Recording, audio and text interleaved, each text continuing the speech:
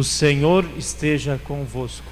Ele está no meio de nós. Proclamação do Evangelho de Jesus Cristo, segundo Mateus. Glória a vós, Senhor. Naquele tempo, Jesus contou esta parábola a seus discípulos. O reino dos céus é como a história do patrão que saiu de madrugada para contratar trabalhadores para a sua vinha. Combinou com os trabalhadores 1 moeda de prata por dia e os mandou para a vinha. Às 9 horas da manhã, o patrão saiu de novo, viu outros que estavam na praça desocupados e lhes disse: Ide também vós para a minha vinha, e eu vos pagarei o que for justo. E eles foram. O patrão saiu de novo ao meio-dia e às 3 horas da tarde e fez a mesma coisa. Saindo outra vez pelas 5 horas da tarde, encontrou outros que estavam na praça e lhes disse: Por que estáis aí o dia todo desocupados? E eles responderam: Porque ninguém nos contratou. O patrão lhes disse: Ide vós também para a minha vinha. Quando chegou a tarde, o patrão disse ao administrador: Chama os trabalhadores e paga-lhes uma diária a todos, começando pelos últimos até os primeiros. Vieram os que tinham sido contratados às 5 da tarde, e cada um recebeu 1 moeda de prata. Em seguida, vieram os que foram contratados primeiro e pensavam que ia receber mais. Porém, cada um deles também recebeu 1 moeda de prata. Ao receberem o pagamento, começaram a resmungar contra o patrão: Estes últimos trabalharam 1 hora só, e tu o igualastes a nós, que suportamos o cansaço e o calor o dia inteiro? Então o patrão disse a um deles: Amigo, eu não fui injusto contigo? Não combinamos 1 moeda de prata? Toma o que é teu e volta para casa. Eu quero dar a este, o que foi contratado por último, o mesmo que dei a ti. Por acaso não tenho o direito de fazer o que quero com aquilo que me pertence? Ou estás com inveja porque estou sendo bom? Assim, os últimos serão os primeiros e os primeiros serão os últimos. Palavra da salvação. Glória a vós, Senhor.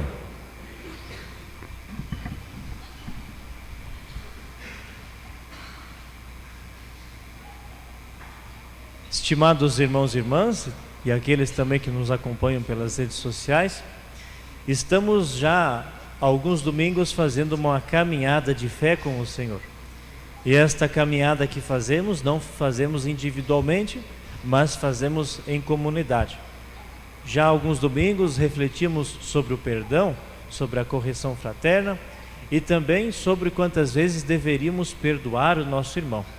Isso tudo vem somando para que no final se forme um grande quadro da nossa fé, onde nós, enquanto comunidade, somos convidados a viver essa experiência mais profunda com o Senhor.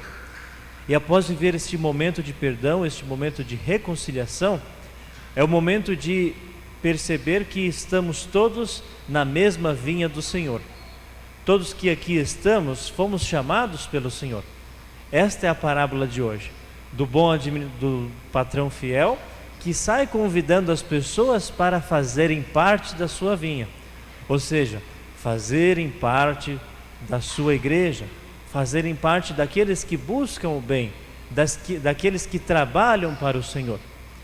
Contudo, aqui existe já uma advertência, que às vezes a inveja, ela sobressai no nosso meio e não nos permite que façamos uma experiência mais profunda do Senhor. Por quê? Porque nós sabemos que na nossa igreja existem pessoas de diferentes idades, diferentes modos, diferentes classes sociais, e todas elas são acolhidas, todas elas são bem-vindas. Mas às vezes, quando nós percebemos um tratamento que é dirigido a nós, dirigido a outra pessoa, nós ficamos com um sentimento. Ou quando nós vemos uma pessoa que está contente, ao invés de nós nos alegrarmos com a alegria dela, nós ficamos receosos e não queremos partilhar desta alegria. Quando nós vemos uma pessoa triste, nós não queremos consolá-la, nós apenas fugimos e voltamos os nossos olhos para outro lado. E este é um grande perigo que a nossa vivência pode acarretar. É preciso estar sempre atento àquilo que o Senhor vem nos falar. Este momento de encontro que nós fazemos todos os domingos é para isso. A palavra vem para iluminar os nossos passos, vem para conduzir a nossa vida. Vejam, este patrão que tem uma vinha, ele sai vários momentos durante o dia para mostrar o quê? Que todos devem estar presentes na vinha do Senhor. Todos são convidados para estarem dentro da vinha do Senhor. E quando ele chega aos últimos, nas 5 horas da tarde, ele ainda pergunta: o que vocês estão fazendo aqui? Aí eles dizem: ninguém nos contratou. Então o patrão fala: vem, vamos trabalhar na vinha do Senhor. Aqui os santos padres, eles nos dizem que essas pessoas que ficaram até 5 horas da tarde sem trabalho, muitas vezes podem ser pessoas que passaram a vida inteira perdendo com coisas fúteis, coisas que não levavam realmente a um verdadeiro sentido de vida ou ao encontro com Cristo. E nesse sentido nós olhamos para a segunda leitura e vemos Paulo falando sobre o seu corpo, sobre a sua vida, que para ele viver é Cristo e o morrer é lucro. E nós às vezes olhamos com tanto carinho para a nossa vida, com tanto individualismo, que nós não queremos partilhar com ninguém. Que nós queremos viver, aproveitar dos desejos, aproveitar das vontades, aproveitar dos prazeres, mas esquecemos que isso pode ser motivo de perdição para nosso ser. Paulo continua dizendo que a sua vida deve ser imagem do Cristo ressuscitado, que ele tem esse apreço por Cristo, e é isso que faz com que este olhar para Cristo faça com que ele viva uma vida alta, uma vida elevada. E quantas vezes nós, no nosso dia a dia, nós levamos uma vida baixa, uma vida que não é capaz de olhar para o alto e perceber que tudo isto vai passar, e de se perguntar: o que vai permanecer? O que eu serei? Para onde eu vou? E aqui a parábola da vinha novamente vem ao nosso encontro para mostrar o Deus que nos chama a todo momento para participar da sua glória nos céus, para participar da visão beatífica e um dia fazermos este encontro junto com Ele, com nossos irmãos do reino dos céus. E esse Deus que chama desde os primeiros, desde Adão e Eva, vem chamando durante a humanidade, mas que também chama na nossa vida, no nosso cotidiano, todos aqueles que estão ao nosso redor, e inclusive nós. Mas nós que estamos dentro desta vinha, como temos agido? Temos trabalhado como o Senhor nos pede? Ou simplesmente estamos cuidando se algum irmão está recebendo mais, se algum irmão está mais feliz, ou se algum irmão não está bem? Como estamos vivendo? É preciso que na comunidade nós sejamos maduros, para que não demos espaço para as fofocas, para as calúnias, para os maus entendimentos, porque às vezes nós vivemos igual animais, nós discutimos, nós brigamos, nós ficamos enchendo o saco um do outro, mas não é esse o caminho.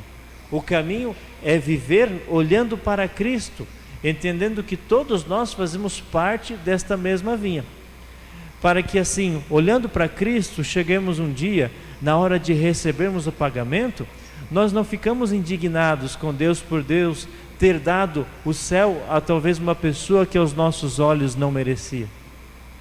Este é o grande perigo, de às vezes nós condenarmos o nosso irmão, de nós olharmos para o nosso irmão e perceber que ele não é digno de alguma coisa. Mas Deus nos adverte: por acaso não tenho o direito de fazer o que eu quero com aquilo que me pertence? Ou estás com inveja porque estou sendo bom? Vejam, a justiça de Deus não é a mesma que a nossa. E é isso que nos aponta a primeira leitura, quando o profeta Isaías se dirige ao povo dizendo: olha, os pensamentos de Deus não são como os vossos pensamentos, Os vossos caminhos não são como os caminhos de Deus. Os caminhos de Deus estão tão acima dos vossos caminhos, quanto está o céu acima da terra. E é um grande perigo, meus irmãos, nós nos colocarmos no lugar de Deus, nos colocarmos no lugar do dono da vinha. Mas ninguém é Deus, ninguém é dono da vinha, somente Ele. Somente Ele pode nos julgar, somente Ele pode dizer aquilo que somos e aquilo que devemos fazer. Quando nós ocupamos o lugar de Deus, ocupamos o lugar do patrão da vinha nas nossas vidas, nós estamos fazendo como Adão e Eva. Estamos provando o fruto proibido, estamos tomando o lugar de Deus e estamos dizendo: eu não preciso de Deus para viver. Eu não preciso dos mandamentos para viver. Eu não preciso olhar para Deus para gerir a minha vida. Eu sou maduro, meu corpo, minhas regras, minha vida é minha. Deus não manda nela.